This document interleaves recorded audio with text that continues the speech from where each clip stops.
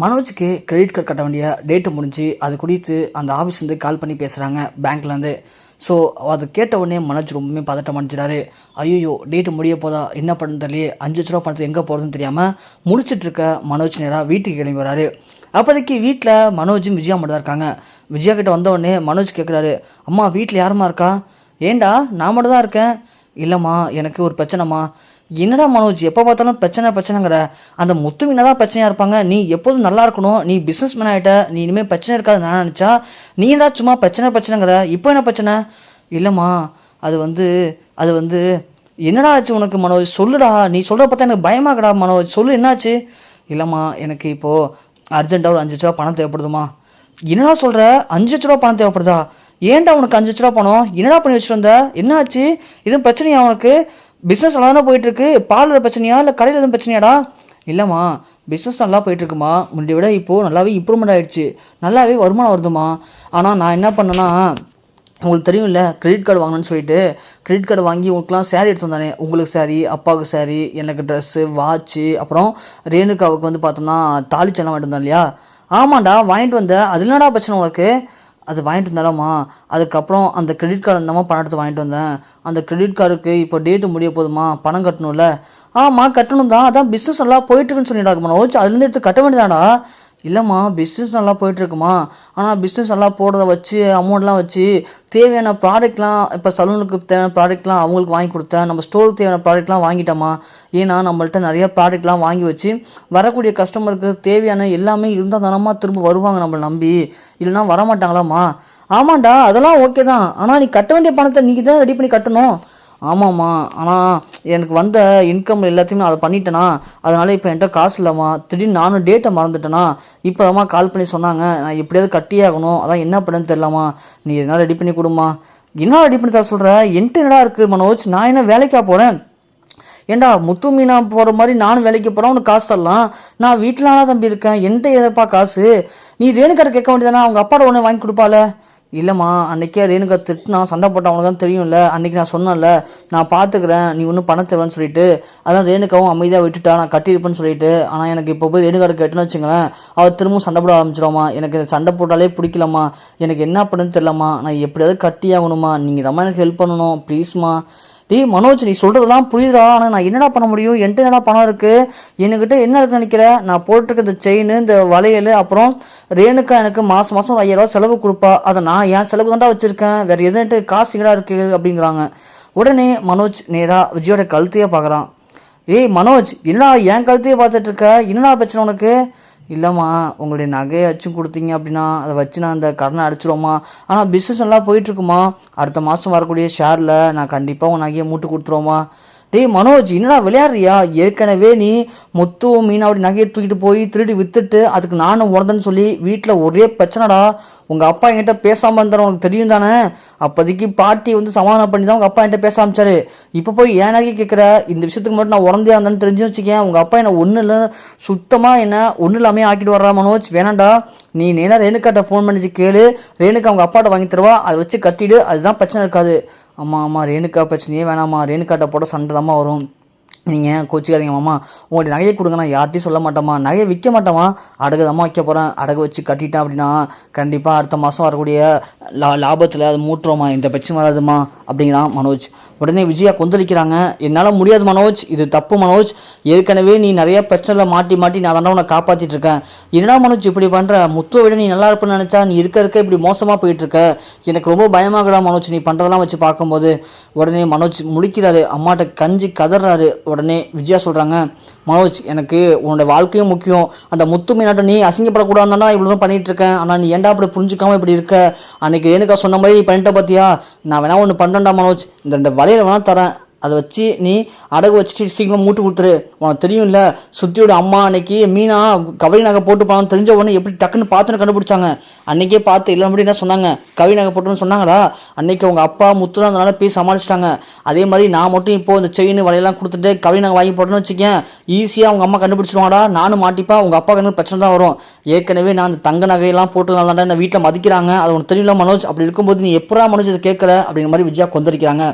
மனோஜ் இருந்தாலும் கூட அம்மா ப்ளீஸ் மாமா அடுத்த மாதம் ஷேர் வரும்போது கண்டிப்பாக கொடுத்துருவோம்மா, நீ நம்புங்கம்மான்னு சொல்லி கெஞ்சிரான். வேறு வழியே இல்லாமல் விஜயா அவனோட 2 வலையில் மட்டும் கட்டி கொடுக்குறாங்க.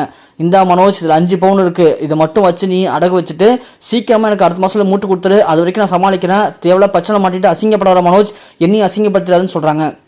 மனோஜ் இந்த வடையில் வாங்கி வச்சுக்கிட்டு அடுத்ததாக என்ன பண்ணுறது என்னடா பண்ணுறதுன்னு யோசிச்சுட்டே இருக்காரு.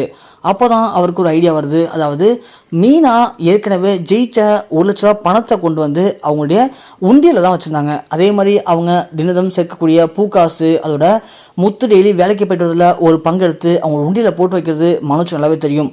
அப்படி அந்த உண்டியில் எவ்வளோ இருக்கும்னு யோசிக்கிறாரு. ஸோ எதுக்கும் செக் பண்ணி பார்ப்போம், ஏன்னா எப்படி பார்த்தாலும் முத்து இப்போ ரூம் கட்ட போகிறது கிடையாது. ஏன்னா முத்துக்கிட்ட இப்போதைக்கு 1 லட்சம் தான் பணம் இருக்குது, இன்னும் 4 லட்சம் ரெடி பண்ணால் மட்டும்தான் ரூம் கட்ட முடியும். அதுக்குள்ளே இந்த பணத்தை எப்படியாவது எடுத்து ரொட்டேஷனில் போட்டு மூட்டு கொடுத்துடலாம் அப்படிங்கிற மாதிரி மனோஜ் பிளான் பண்ணி அந்த உண்டியில் போய் திறந்து பார்க்குறாரு. பார்த்தா உண்டியலில் கிட்டத்தட்ட 2.5 லட்ச ரூபாய்கிட்ட பணம் இருக்குது. அதாவது முத்து மீனாவும் ஜெயிச்ச பணம் 1 லட்ச ரூபாயும் அந்த உண்டியில் தான் போட்டு வச்சுருக்காங்க. அதோட டெய்லி சேர்க்கக்கூடிய பணத்தையும் அதில் போட்டு வச்சுருக்காங்க. அதை பார்த்த மனோஜுக்கு ரொம்ப மகிழ்ச்சி ஆயிடுச்சு. ஸோ இங்கே ஒரு 2.5 லட்சம் அங்கே 2.5 லட்சம் கண்டிப்பாக கண்ணை அடைச்சதான்னு சொல்லி சந்தோஷமாக தூக்கிட்டு ஓடிடாரு. ஓடும்போது விஜயா பார்த்துட்டு கேட்குறாங்க, மனோஜ் இன்னும் நீ போகலையா, இங்கே தான் இருக்கியா, என்ன பண்ண போகிற, இன்னும் பிளான் பண்ணி வச்சுருக்கேன்னு கேட்குறாங்க. இல்லைம்மா நீங்கள் கொடுத்த அங்கேயே வச்சு ஒரு 2 லட்சம் ரெடி பண்ணிடலான்னு முடிவு பண்ணிட்டோமா, அதோட என்னுடைய ஃப்ரெண்டுகிட்ட கேட்டிருக்கம்மா, அவன் ஒரு 2 லட்ச ரூபா பணம் தரேன்னு சொல்லியிருக்கான், அதை வச்சு எப்படி நான் கட்டிடுவோம்மா, பிரச்சனை இருக்காதுமா, அடுத்த மாதம் லாபத்தில் கண்டிப்பாக நான் இந்த கடலாம் அடைச்சிட்டு திரும்பவும் அவங்களுக்கு இதே மாதிரி ஒரு புதுசாக வலையில் வாங்கி தருவோமா அப்படின்னு சொல்கிறான். நீ சொல்கிறதுமா விளாண்டா தம்பி இருக்குது, ஆனால் நீ பண்ணுறது எல்லாமே சரியில்லை மனோஜ், திரும்ப பிரச்சனை மாட்டாமல் ஒழுங்காயிரு அப்படிங்கிற மாதிரி விஜயா சொல்கிறாங்க. மனோஜ் அதை எடுத்துகிட்டு போயிட்டு அதே மாதிரி அடகு வச்சு பணத்தோட கட்டிடுறான்.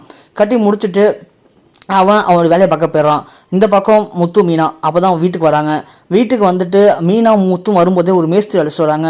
வந்த உடனே ரூமுக்கு தேவையான மெட்டீரியல்லாம் இப்போயே வாங்கிடலாம், நம்மகிட்ட தான் கிட்டத்தட்ட 1 லட்சம் இருக்குது, உண்டியில் நம்ம சேர்த்து வச்ச காசு இருக்கு இல்லையா, அதை வச்சு நம்ம ஓரளவுக்கு மெட்டீரியல் இப்போயே வாங்கி வச்சிடும் கம்பிலாம், ஏன்னா இருக்க கம்பியோட வேலை அதிகமாகிட்டு இருக்கு இல்லையா அப்படிங்கிற மாதிரி முத்து மீனாவும் அண்ணாமலைகிட்ட பேசுகிறாங்க. அதுக்கு அண்ணாமலை ஓகே சொல்லி தான் மேஸ்திரி அழைச்சிட்டு வந்திருக்காங்க.